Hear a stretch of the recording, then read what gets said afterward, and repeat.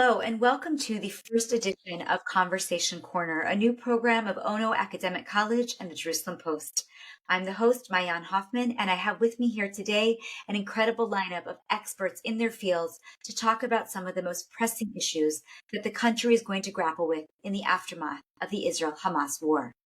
Welcome, Professor Tova Hartman, Dean of Humanities and Social Sciences at Ono Academic College.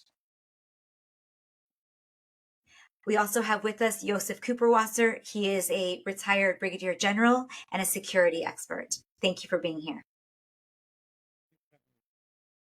Of course, and last but certainly not least, we are fortunate to have with us Adi Brenzer, who is the head of the research department at the Bank of Israel. Hi. So I want to jump right in actually by starting with you, Yossi, because I think that we need to get just an idea of where we are holding today with regards to the security situation in Israel. Talk about the war up till now. Are we winning? Are we reaching our goals? Everybody leaves the war, so it's not much that I can add to what everybody sees on the media. But I think, generally speaking, we are winning. Present continuous. We are winning. Every day that goes by, we win more. We take over a greater chunk of land in Gaza and deprive it from Hamas, and we deprive Hamas from the weapons they have. And we keep the threat over Hamas that we might eventually really defeat them and force them out of Gaza, and somehow, not totally clear how, release the hostages. That is also one of our goals, and create a new situation in Gaza where the Gaza Strip is not going to be anymore a threat for the state of Israel, a terror threat for the state of Israel. This is what we mean by winning. We are moving there. So the only problem is that in spite of the fact that we were trying, the leadership was trying, the military leadership, the political leadership was trying to convince the people of Israel that this is going to take a long time, this is a long war, don't expect immediate quick fix, and that's it, we're going back to business as usual. In spite of that, there is still this expectation within the people that it's going to be shorter, that within a short while we should be able to finish this. And this is not going to happen. It's going to take time, because Hamas has built formidable infrastructure inside Gaza, beyond what's over the ground. There's so much underneath the ground, and we have to clean everything. And we are doing that while we are having our hands tied behind our back because of the hostages. We have to be very careful. And we have our hands tied because the Americans put pressure on us, and because we have to take into account the situation between us and Egypt. And we have problems with the Houthis in Yemen, and problems with Hezbollah in the north. And Palestinian Authority-controlled areas are not quiet either, and Jerusalem is not the most quiet place as well. There are so many tensions, and we have to remember we are doing all of that after we came out of an unbelievable torn society that characterized the situation inside Israel before the war started. So we are fighting a war with a very difficult condition. And also this malaise that we have because we were so totally and deeply surprised and lost so many people on 7th of October, and all of that is adding to the problems we have to face when we are moving towards winning. But we are winning. In spite of all of that, we are winning. So you say we are winning. So if it's a long war, but there will at some point, or maybe it's even already today, that we need to start talking about the day after. How do we know when to start talking about it, that we're there? Let's start with that from a military perspective, just in a short answer, and then move to some other questions related. So Yossi, when we're fighting, there has to be an end. When will we know that we hit the place where the war is, even if we're going to maybe be in Gaza a little bit and do some mini operations, when do we feel that we are done with the bulk of this war? Well, I think that we are, first of all, we are done with the bulk of the war gradually in certain parts of Gaza. In the northern part of Gaza, we are done with the bulk of the high intensity war. That's behind us. We are now in the lower intensity warfare, where at the same time we can already start thinking about the day after. It's going to happen in the center of Gaza, central area of Gaza as well, relatively soon. And there is a big open question about what's going to happen in the south, especially what's going to happen along the border with Egypt and in the city of Rafah. And the question is whether we are going to take over the control of this territory and be responsible for the people of Gaza. Because until now we managed to take over the territory of Gaza, much of the territory, but we didn't take any of the people of Gaza.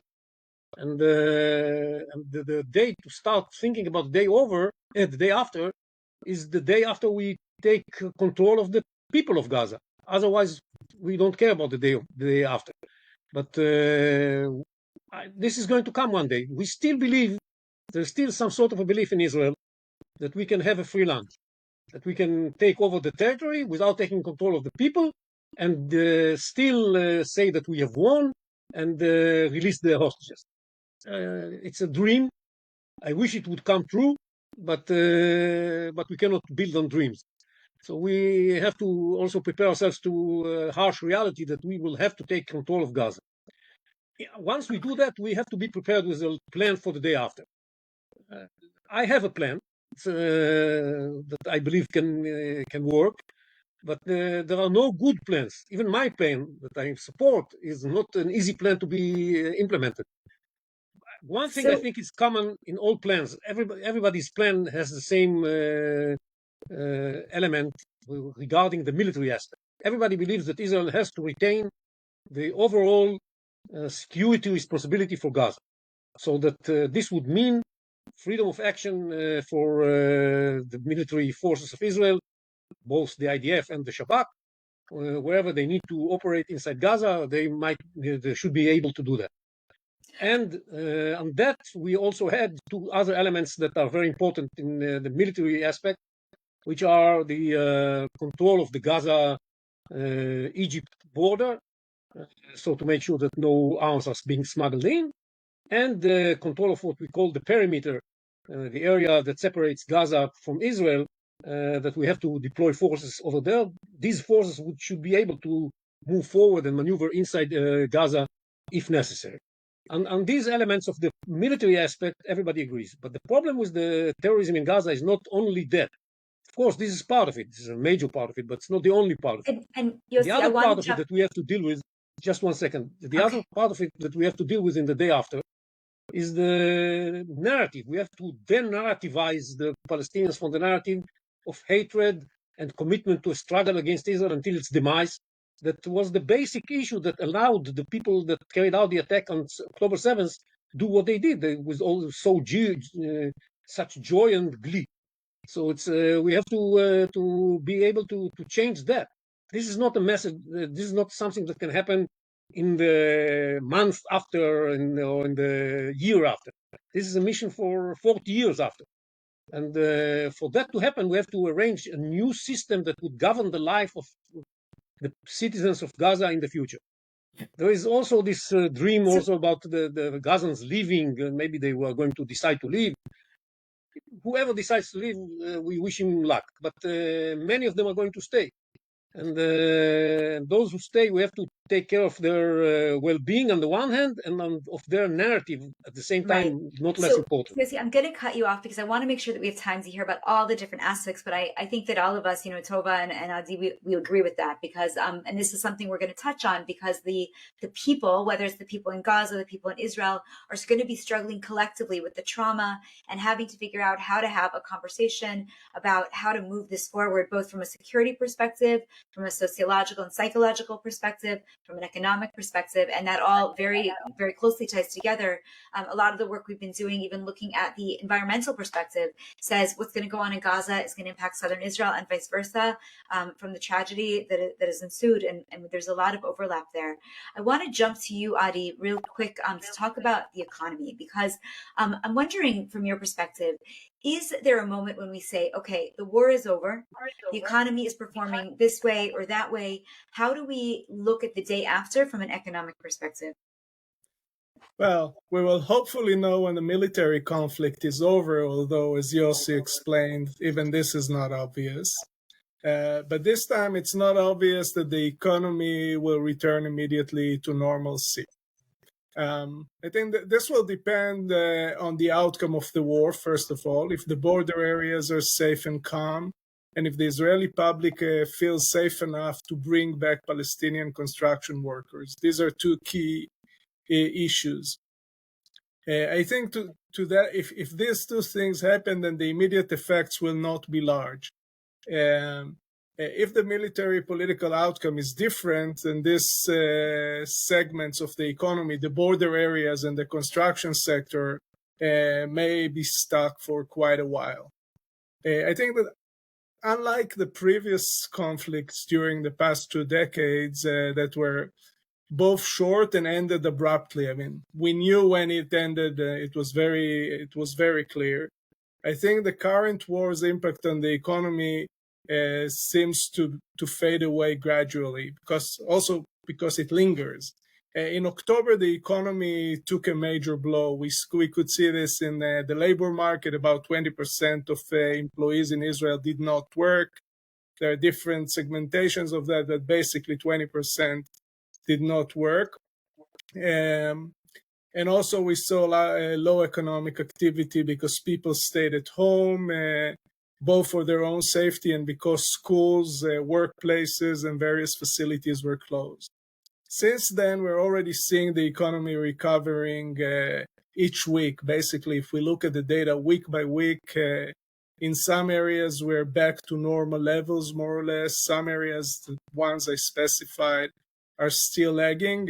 Particularly, the main vulnerabilities that remain are in the construction sector.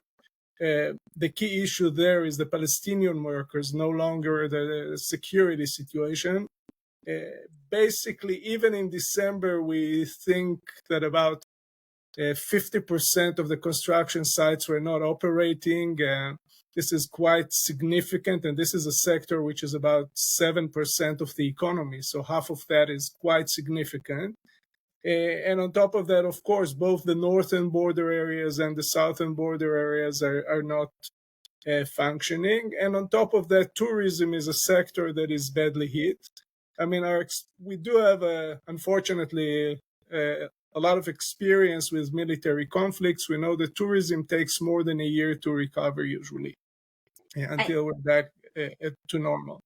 So I would say that if the military outcomes are what we expect, and there is a clear end to the war on the military front, we'll probably see the economy coming back to normal very quickly after that. There are lingering effects. I think we'll talk about this later, the day after, and questions that are related to that. But in terms of the activity, that should be quite quick.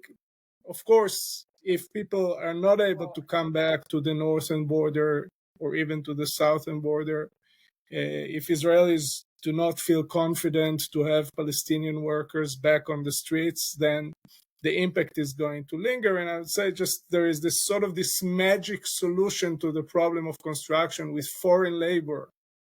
It's not easy. It takes a very long time. You cannot bring 100,000 people from anywhere in the world here. Big question whether we want 100,000 people living in our streets, building our homes. So this may be an issue. This is a major question that emerged during this war, much more than in any previous conflict. Yeah, I think that's actually been fascinating with our economy minister, Nir Barkat, really being very, very adamant about not allowing for these Palestinian workers back into the country. The dialogue just seems to keep continuing in the government meetings, and we can't seem to come to a conclusion. And meanwhile, they're not entering the country. So as you said, all of these things are stopped until we make some kind of decision. And I just spoke to Barkat recently, and he's recommending from India and other places. But the real question is, how do you get them even into the country? The bureaucracy in Israel, for people that live here, is so complicated, let alone... It's not an issue of the bureaucracy in Israel, but just to give you two examples, one was Sri Lanka, the other one was Moldova. Right. In Moldova, there was a talk about let's allow people to come here privately rather than a government-to-government agreement. They talk about 10,000 Moldovan workers that will come in within a month. We're 3 months into the war. About 1,200 Moldovans were interviewed, 600 were seen fit to come, and about 200 are discussing coming to Israel. The figures with Sri Lanka are somewhat lower, but at the same environment. The only people that actually came back are the Thai workers who left during the war, for agricultural workers. These are the ones who really came back, but these are people that were here before the war. It's very difficult. It takes a lot of time, and all these magic solutions are just not there. Right. So I want to jump to you. Speaking of magic solutions, there's really not a lot of magic solutions to the trauma that the country is experiencing in the aftermath of this disaster, of this massacre, and this disaster, and the war that's taken now more than 100 days. So of course, every aspect of all of our lives here on the ground are impacted. And I'm wondering if you can just kind of give an overview of what's also happening outside, because here in Israel, and most of our viewers are of course abroad, and here in Israel, we will talk about it, but we know sort of what we're going through. But the diaspora has also been very strongly hit by this war. So what are you seeing from your perspective in the dialogues you're having with Jews abroad? Well, I think that we do not yet really know the extent of the trauma that is in Israel. And I think that we just say everybody's traumatized, this thousands and these thousands, but I don't think anybody has a clue yet the extent to which people are wounded. I mean, there's enormous resilience on the one hand in Israel, and therefore we sometimes, because of that, we seem to not focus on so many who have been wounded on many levels. And I think in this specific war, I think we use these two terms in the psychology of trauma, one of them being the loss of the assumptive world. And I think that is something that I think many, many people are going through. There is trauma always makes you feel shaky. But in this situation, there really is, people had certain assumptions about their life, what they could expect, who is going to support them, who is the army, even knowing the whole history of the army and knowing that in this war people were more surprised or that, but there was a sense that we can count on our army and our government to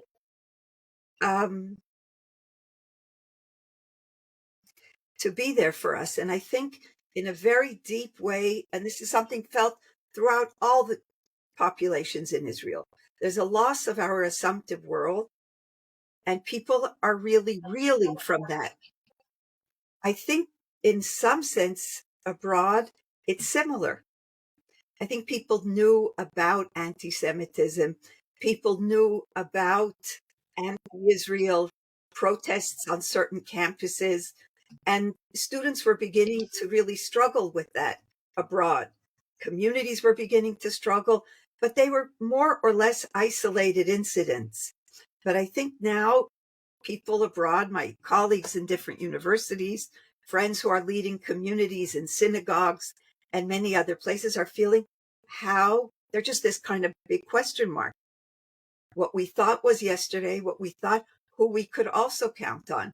I mean, who would imagine the extent to which, I mean, even it's almost, in some places, it's almost, you could say it's comical, but it's not. I mean, all of gender studies departments all over the world are like hateful to Jews and to Israel in levels that it's like here, like, what does this have to do? Schools of social work. I mean, and as students are really struggling, their teachers are struggling. How do we create safe environments? What does it mean to have a safe environment? Do we even begin to think in the States, in Canada, and other countries that we should not wear a kippah if you're a man, and that was how you used to dress? So again, I think abroad, they're dealing with the loss of the assumptive world. People thought this was not coming back to this extent. I mean, I think there was, there's times that there are anti-Israel, a little bit anti-Semitic, but I think the extent to which, and it has grown so much, and it has taken, it's so, I mean, it's so vocal and it's so central and it's being reported. So also, as things become reported, they also create realities and people are confused and they don't know how to respond. And I think people around the world are very confused. Yeah, wow, it's really heavy. And I mean, I think that if we start to look at even the different sectors in Israel, there's something there with each of them too, as you're talking, that really has impacted them individually as a collective unit. Let's say, I mean, individually as a unit. So I mean, when we think about some of the different sectors in Israel, we're talking about the ultra Orthodox, the religious Zionists, the Arab Israelis, of course, and I think each of you would have things to talk about, both on different levels from a security perspective. Especially when we talk about the Arab Israeli community. We just this week had a terrorist attack in Ra'anana of people who've been working at locally for about a month and a half before they carried out the attack. It calls into question who we can trust from a security perspective, which Yossi you can talk to. We have ultra Orthodox people joining the army in many much larger percentage than in the past, which is also changing the dynamics of their connection to the states. And of course, there's been a disproportionate number of religious Zionist Jews that have been killed in this war so far, they're saying, largely because of them being commanders and being in some of these more elite military schools, which has led them to be in positions where they've been, killed, unfortunately, during the war. I'm wondering, Tova, if you can just speak from your perspective, how do you anticipate the evolution of the Haredi relationship with the state of Israel in the aftermath of the war? So I would like to begin by saying that the relationship has been changing for a while. I think the war came as it was changing, I would say, with the ing. There's no major revolutions. I think that we need to stop speaking in a certain way about sectors as we used to speak. And so the idea of speaking about I always teach that, there is no as I teach adolescent psychology, there aren't the adolescents, right?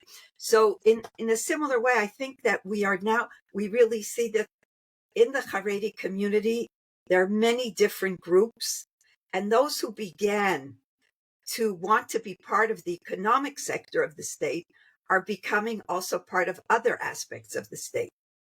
And so I think that there's definitely more of an integration, a desire for an integration. And that's something that we've seen beginning to happen. And I think it will continue and it might grow. And I think we have, many of the other people. I mean, the issue that people feel often is, how is it that these are studying and we are fighting? And I think that break, and I think that suspicious attitude towards each other stays. It still is. It was. And I don't see the depth of that healing yet. But I do see larger groups of people who are moving and saying, I want to be part of the state. I don't want to live in poverty. I want to start integrating it into the economic sector. I want to work, and I want to work with dignity. And I don't want to live either on handouts or have, somebody tell me how much money I deserve or not. So I think that started before, and I think that will continue.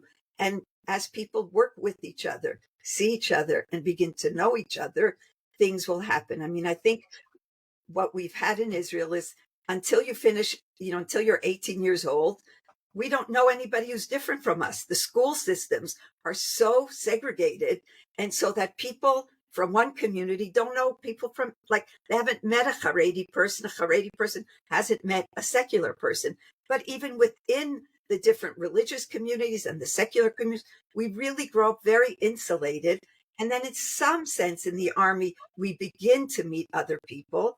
And then as we go out, the question is, where do we begin to work? What do we want to do? But I think that part still really exists in Israel. And unless there's an active intervention for things to change in that way, I think people will still live with, with their differences. I think what we are seeing, and we've seen it, and it's an incredible thing about Israel, and it's something that is really, I think, one of the sources of our resilience, is that at certain times, solidarity just does break all barriers, or many, many barriers. And I think we should be proud of that ability to have that kind of solidarity, that people really care about each other. And it didn't matter if 2 days before the war started, people who are on the left in the army were all saying, we're not going to do reserves. We're not going to do whatever we were told that we're going to do. We're refusing. I mean, literally within 5 hours, everybody came together around that certain goal. And I think that's a deep place of resilience. And one of the things that is very beautiful about our life here. And I wish we could have that solidarity, not only in times of war. So, Adi, I want to go to you just about the Haredi community as well, because Tova touched on, even though it's not maybe looking as optimistic as I might have made it sound in the original question. And also now I'm hesitant to say the word the Haredi community because it's not the community. But the ultra Orthodox, as Tova was describing, is actually diverse, and there may be more pockets or growing pockets that are getting more involved. If in the aftermath of the war, we do see that some of those who served in the army or maybe continue to be more involved, that has always been a sector that has been difficult for us economically, because their concern is that as it's a growing sector, but they're not as engaged in the economy, this could have an impact on the economy. Do you feel that there is a silver lining in the sense that as we come out of this, if we can grab hold of some of that enthusiasm and integration, we have an opportunity to improve our economy using the members of the ultra-Orthodox community? I'll start by saying that it is a critical question for the Israeli economy as well as society. The numbers are talking. I mean, if we look down the road 20 years from now, 50% of the Israeli labor force are going to be either from the ultra-Orthodox population or the Arab population, and the integration of these two communities is critical. So far, we've seen very little progress. I mean, we do advertise a lot each success, but they're really minuscule. There are some success stories regarding ultra-Orthodox women who upscale their participation in the labor market. Predominantly, they still teach within their own sector. This is also true regarding male employment in the ultra-Orthodox sector.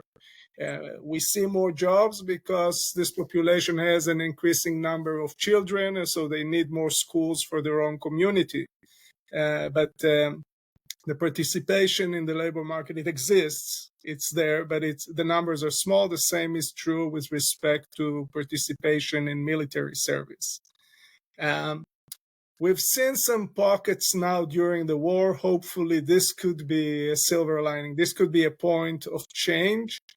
For the most part, I think that the numbers are very small. I mean, when we talk about ultra-Orthodox men joining the army, we are talking in the hundreds, maybe 1,000 or so. That's very optimistic, I think. So in that respect, I mean, we all want to see that happening. So we take every success story and inflate it, but it's not large. And I think it's critical because as reserving this for the day after, but one of the things that are very likely to happen in the day after is that people in Israel will have to serve more time in the army.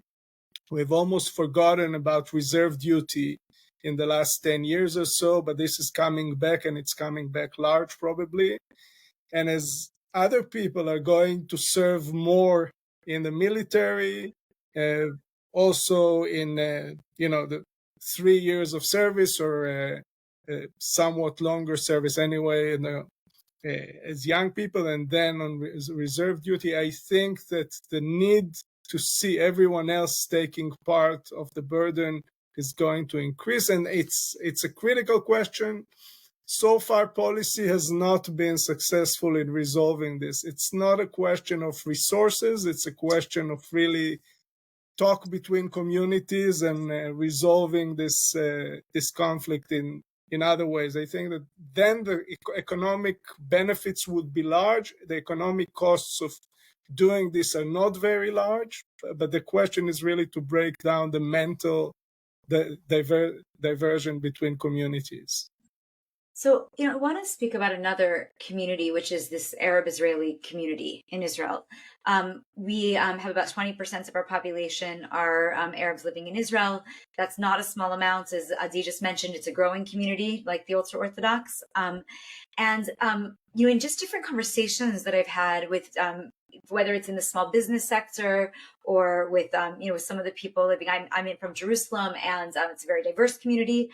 So we have people from all walks of life living here, including a lot of Arab Israelis. And there's been, I've had friends that have said, "Oh, I won't take a cab if an Arab is driving. God forbid, racism is, going up, and there's a real struggle." I'm wondering first, Yossi, if we can go to you though to talk about the security questions. How much are we attuned to the Arab Israeli population, and how connected is that population to either what's going on in the West Bank or what's going on in Gaza? Mayor Moshe Leon said to me the other day something very interesting. He said, Jerusalem is not Judea and Samaria and Samaria is not Gaza, and obviously Jerusalem is not Gaza, in terms of talking about the populations, which I thought was interesting. But from a security perspective, are we at risk from our own citizens? That's number one. And number two, with us not allowing, for example, the Palestinian workers in over this time, a lot of these people, I'm assuming, are family members. What could that cause from a security perspective as well? This tension of people not being able to work, and some of them, of course, being enmeshed with the people that live here in, let's call it, inside the Green Line. So that from a security perspective, already more than 3 months into the war, there is a positive surprise here that people were worried after Guardian of the Walls operation that we shall have Guardian of the Wall 2 with the Arab population revolting and rioting. This didn't happen, and we already can say it didn't happen. And there are all kinds of reasons for that. Amongst them, the brutality of the attack on 7th of October was not to the liking of the Arabs in Israel anyhow. And some Arab Israelis were killed by the Hamas during the atrocities of 7th of October. So this has helped convince them to keep committed to the tranquility. And I think this is something we have to cherish and build on, and see how we make it a jumping boat to improve relations with the Arab sector in Israel. And I think that unlike what's happening between Israelis and Palestinians living in Gaza and Palestinians living in even Jerusalem, I would say, but definitely not under the PA in the West Bank, the Israelis are appreciating what happened. And I think that we don't expect them to take part in the military, right? So it's we're talking about what they can do in get better integrated into the economy. They can contribute a lot here, and since we have to keep people in reserves duty, this is something that's going to be important in the future.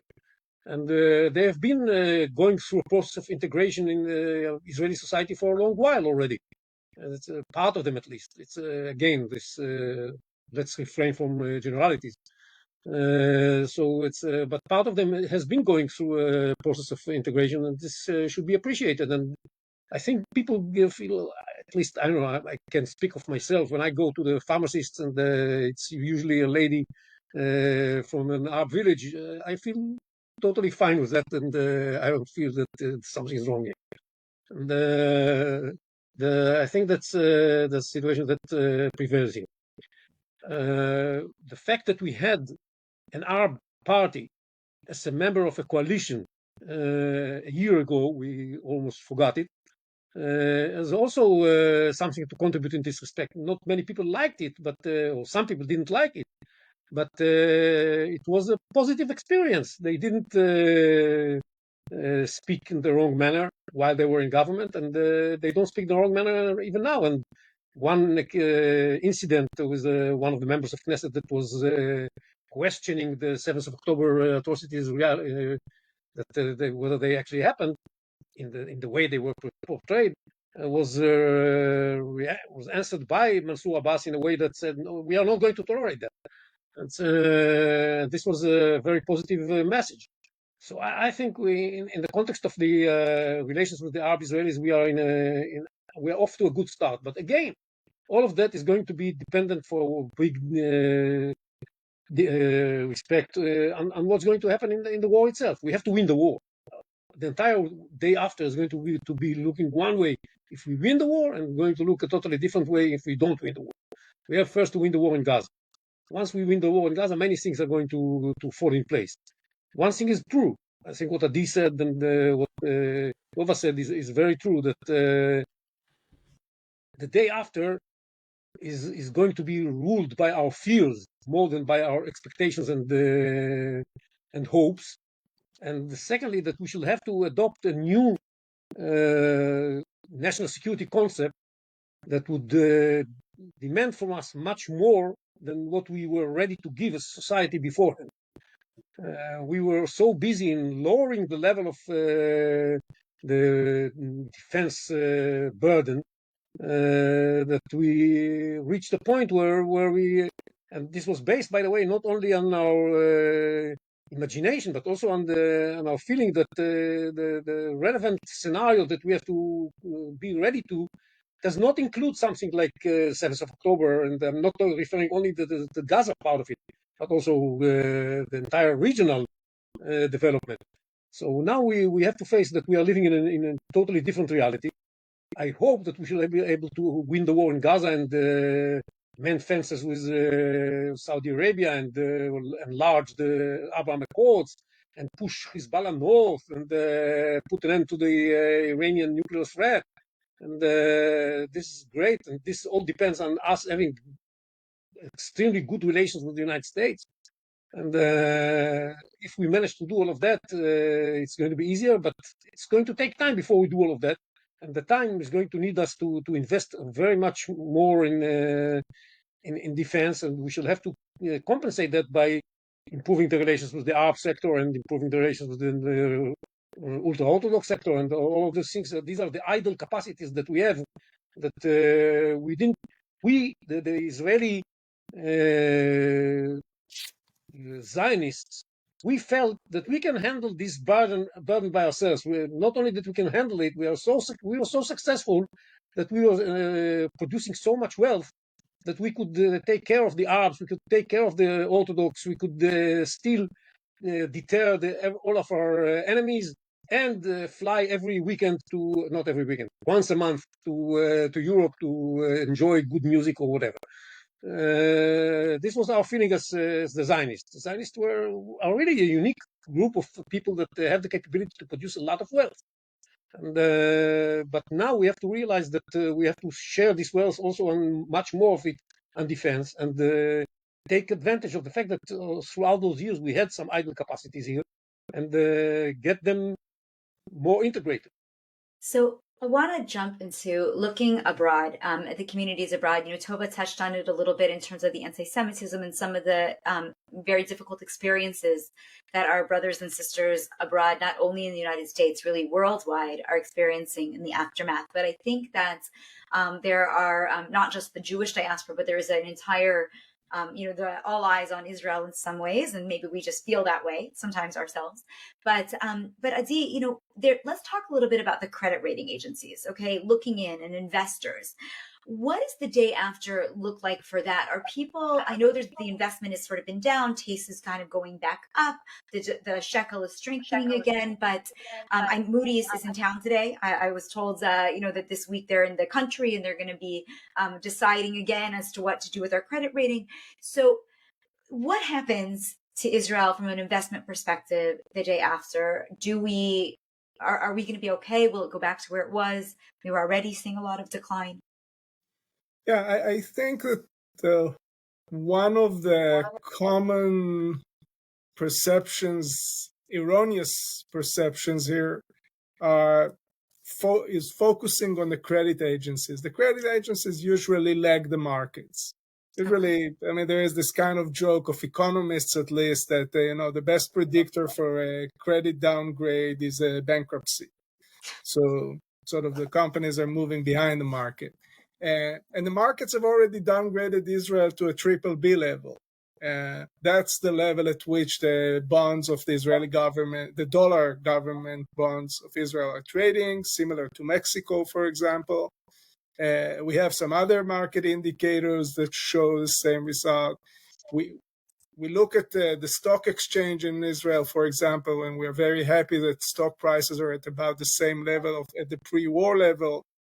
But in the meantime, the world markets have moved up by 20%, and et cetera, et cetera. So the markets are responding, but the markets are also stable in a way that, there is a downgrade of Israel, but not in a way that the markets are anticipating some kind of collapse. And the question is, basically, when the war is over, will depend first and foremost on the war results. I mean, I think that there is a very clear correlation. If you look at the foreign exchange market, for example, whenever there are news about escalation in the north, the dollar is increasing, and whenever things are coming down, the dollar is coming down. So, whatever happens in the economy, the key issue is the security situation. Then there is, of course, a question of what will Israel do? We just finished a cabinet meeting yesterday about the budget. And I think that the message that we delivered as the Bank of Israel was that the key issue is not how much the war costs, it's much more what is the lagging effect of the war in terms of defense expenditure in the coming years. Because we think that the markets can swallow a 200 billion shekel debt accumulation during the war. If it's a one-off, it will take time to pay that. It will also stay in the form of interest payments, but that's one thing. It doesn't explode. What explodes is if you increase the deficit by 40 billion shekels, but that's a constant amount that we're going to carry from now on.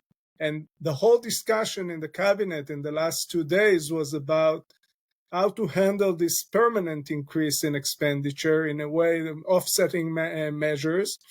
The government has, at least at the cabinet decision, it's not finalized yet in terms of Knesset approval, has broken a psychological barrier that existed for quite a while, and that's raising taxes. There's probably no way but to raise taxes if we want to pay for that.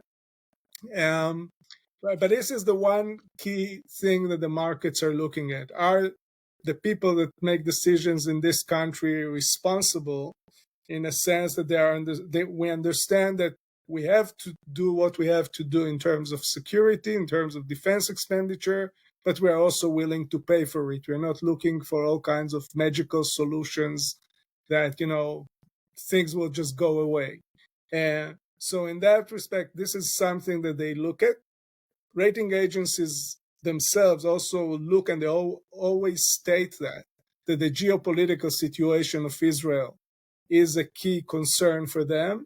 And that talks about security, but also talks about relations with the U.S. are an anchor for the stability of Israel. We saw that during the current war. We've also seen this during previous economic crises, that the U.S. stepped in and helped Israel, be it 1985, 2003, the US government was here to support us in various ways. And also the third key thing that the markets will look at is policy quality. Having all these responsibilities, the question is what we are spending our money on. And I think that here, there's always this temptation to say, well, we have a war, we have a crisis, that's an opportunity to overhaul things. I think that the Israeli economy was doing very well before the war. It was doing very well before COVID. So in a way, first of all, coming back to where we were is not a bad thing. Once we get there, I think that looking forward, there are some key issues. We've been pointing them out for quite a while. Investing in infrastructure, in particular transportation infrastructure and energy infrastructure facing the greener world that we're moving on to, that's going to be costly. Upscaling the education system in Israel, that's something. Bringing in the Arab population into the labor market depends on expenditure on the education sector. Once the ultra-Orthodox step in, of course, that too. So all these things were the key to doing all these good things. The only question is, how do we do that now with the additional expenditure on defense? And that's going to make these things even more difficult than they were before the war. So kind of a scary situation, and thinking about getting the taxes raised. I just want to put out there, but we guess we'll watch and see what happens. Toba, I want to jump over to you to talk about, what's going to be going on in the United States and everywhere, but specifically in the United States, where there's been a 300% plus rise in incidents of anti-Semitism since the start of October 7th. There's been terrible protests, and the Jews, as you mentioned before, are sometimes thinking, am I even feeling safe enough to put on a kippah? So while the credit ratings might be following our trends, or the credit agencies, and saying, well, we'll wait till the bankruptcy to knock us down, the Jews abroad are sort of already being knocked down and really experience a very difficult period as we speak. So the day after, when the war effectively quote unquote ends, or we're doing what Yossi said, monitoring from the outside, we're in charge of security, but the war itself is over. What happens to the fact that all this anti-Semitism came out of the woodworks in leaps and bounds, and how does the community go on? So I think I'm less optimistic about the end of the war, in the sense just that even when the war ends, the amount of walking wounded is very great. I think, being like I teach in university in Ono, already our students, the idea, we're trying to think, how do we bring our students back to start studying? In every plan we have, we always have also plan B, plan C, a devotion and a commitment to every soldier who comes back, and to every spouse of a soldier who was alone for these few months. How do we help them, begin to study, to begin to believe there's a tomorrow for them? And I'm answering now, even though that you asked first about the United States and that. So I think also there, I think there's a lot of walking wounded as well, and a lot of confusion. And I think that how do we respond to situations of anti-Semitism, and and I do think it has been tied together with how do we respond to issues of anti-Israel? Is it anti-Israeli? Is it anti-Semitic? What is it? Is it just a group of undergraduates who just talk the way they feel like talking, spitting poison, and then, things will come back? So I do think that when students, or when just people are hearing the terms that we are doing a genocide is happening, we're a colonial country, Israel then becomes a burden. And it also becomes very complicated for people who want to say, I need to defend Israel, but how do I defend Israel? And what does that have to do with my Jewishness, my Jewish identity?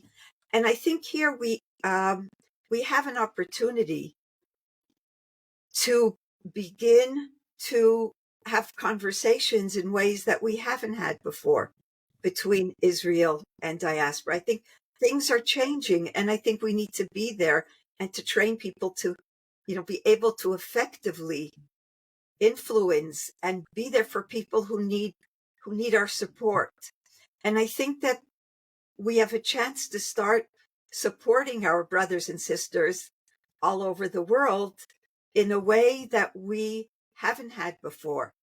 And we haven't done it before because it so often was their Jewish identity was sort of part of Israel, of Israeli. They were proud or they were less proud, and they went on with their lives and they supported certain things here. And I think now we're going to have to change a little bit of those equations. I think we need to hear, first of all, which is something often hard for us here in Israel, we have to hear in what ways they're wounded, in what ways they have needs, and not to come to say, we have the solution, tell us maybe what's your problem.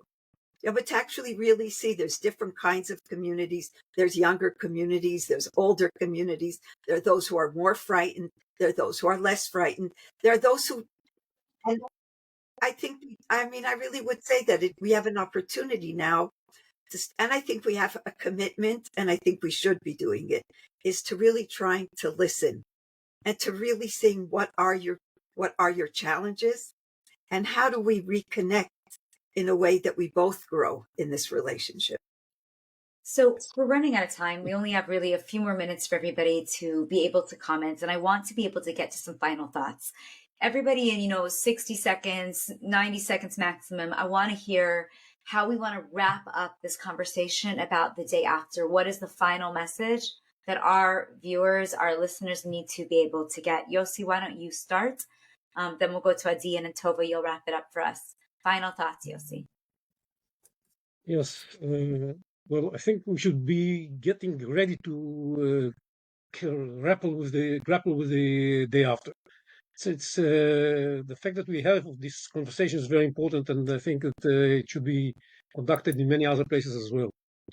There is this group of people that try to depress us, that say, well, we're not going to be able to get the goals of the war, and things are going to be terrible, and so on and so forth. I would take them seriously, but we have to make sure that they are not correct. It's up to us. We have to understand that much is up to us in defining the way the day after is going to look like. And the most important thing in my mind in the day after is that we don't return. Adi spoke about returning to the situation that was before, and maybe from the economic point of view, it was a good one. But from a national security point of view and from a unity point of view, the situation was very bad. And I suggest that we decide not to speak to each other the way we spoke to each other before, and to take advantage of the unity that Tova mentioned before, and really make the best out of it. Because if there's one thing that the war did to us, is realize how bad the situation was. And I'm so afraid that there are so many people that are really want to go back to where we were before. And I sincerely hope that we should not do this mistake, make this mistake now. And that is the most important thing that will define our day after. We shall find solutions for Gaza. We shall find solutions for Iran. We shall even find solutions to how we shape our relations with the United States. But finding a way to respect each other, this is the most important thing that we have to work on. Adi, your final thoughts. Mm-hmm. Adi, do you want to share your final thoughts? Yeah. I think that our experience, unfortunately, we have a lot of experience in dealing with crisis. And I think that again and again, Israeli economy has shown that it is a very resilient economy. We know how to take a hit and come back strong and better. And I think that this is what we are seeing now. I mean, it is, I think, quite surprising for most people in the world to see that the Israeli economy within a war situation with tens of thousands and more than that, people on reserve duty, having the economy rebounding the way it did from where we were in October to where we are now. I think that the key issue is that it's not going to this time, because the hit is much worse than we had before. It's not going to happen on its own. It depends a lot on what we will do, but I think that as long as we do the right things and they're not extremely difficult, I think the Israeli economy is going to come back. I think that we have the foundations to do that, both in terms of a very diverse high-tech sector that knows how to carry on, even with the difficulties of missing. I just visited yesterday a company that has 20% of its labor force on reserve duty, and they're still delivering to the full extent. So I think as long as we do what we need to do, we're going to come back strong from this crisis as we did before. Tova, final thoughts. Yeah, I think that we have to make sure that Hamas doesn't win. And I would go even what Yossi began, and I would like to sort of build upon that, that we cannot allow us to be, to think of the Arab communities in Israel as the enemies. We cannot allow other kinds of people to dictate what it meant for us and what our vision of a shared society could look like. And I think that's something that I know in the college, we're spending a lot of time thinking, how do we integrate back the different kinds of populations? What does it mean to sit together? What does it mean that we all need to listen to each other? That we can't say we own pain or we own, whatever it is that we think. Every small group is so sure, we compete with each other on many emotional, we're more afraid, you're more afraid, we don't like you don't, there's kinds of things. And I think that the day after will be that we're going to have to do and continue to do a lot of work. But I hope very much that we will really work hard to build a shared society, that we will really try, and we'll be knocked down in different ways. And I think what the present now has shown us is that we don't really have a roadmap for that. We really don't yet know exactly what would be the nature of relationships between the groups and the communities in Israel. And so we're going to have to really try. And I hope that we can take our bravery that we've exhibited now to a bravery in a different way, and in a way of saying, how do we go on from here? How do we look at all the different people who live in Israel and say, we all are going to sit around this table, and we all have a place around this table. And I hope and pray that that is something that we'll be able to begin to work on, even if we're going to be walking wounded. But to say that's really one of the only ways for us to heal as a community. Thank you. So we've had with us today Professor Tova Hartman, Dean of Humanities and Social Sciences at Ono Academic College, Yossi Kuperwasser, who's the security expert, a retired brigadier general, and of course, Adi Brenzer, the head of the research department at the Bank of Israel. This has been Conversation Corner, a new project of the Jerusalem Post and Ono Academic College. Thank you for joining us.